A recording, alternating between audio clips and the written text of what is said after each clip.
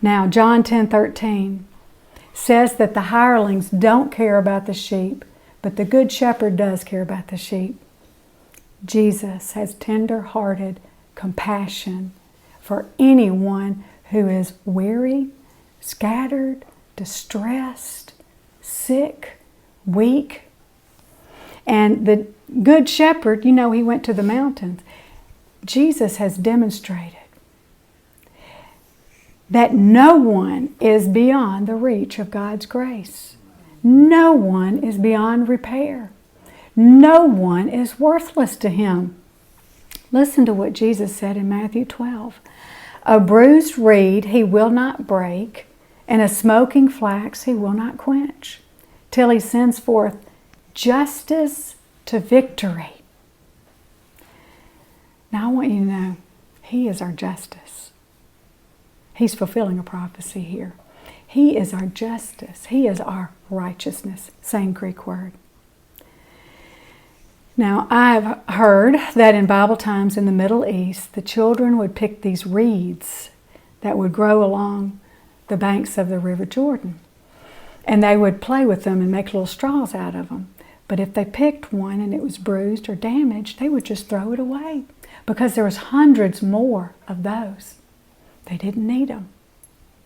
When I was reading this week, I had a flashback to sitting in a football stadium. And at that time, I was a bruised reed. I was in so much pain, and I'd experienced some pretty severe rejection, and I didn't go in public much at that time because of the shame. But I'm sitting there among these screaming fans all around me. It was an Ole Miss game.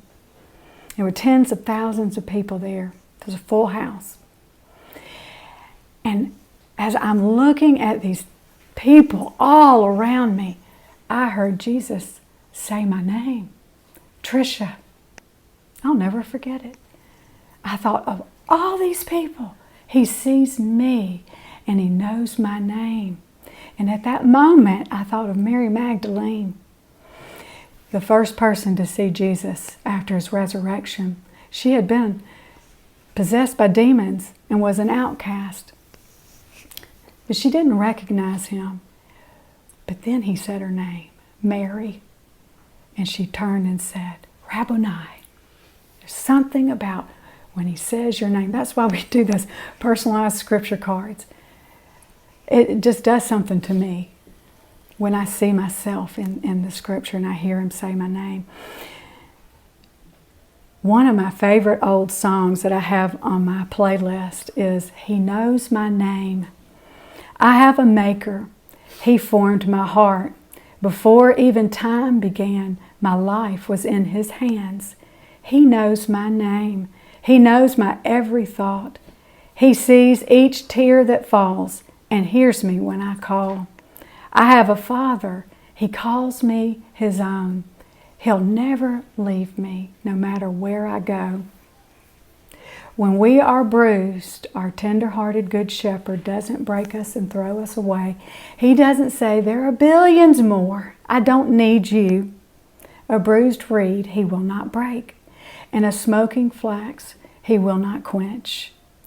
The smoking flax, the flax was a piece of cloth that they would use for kindling to light the flame of an oil lamp. But once it started to get dim and to smoke and to become charred, they would throw it out. Why? Because there was many more pieces of flax. When we are burned, worn out, dim, Jesus doesn't snuff us out. He'll rekindle the flame of His love and His life in us, and He'll take us by the hand and lead us to a life of victory. A bruised reed He will not break, and a smoking flax He will not quench, till He sends forth justice, His righteousness, to victory. As I said, that is an Old Testament prophecy that He is fulfilling right here. It's from Isaiah 42, but He changed one word. See if you notice. A bruised reed, this is from Isaiah 42, a bruised reed he will not break, and a smoking flax he will not quench. He will bring forth justice for truth. Jesus put the word victory in where truth had been. Truth is our victory.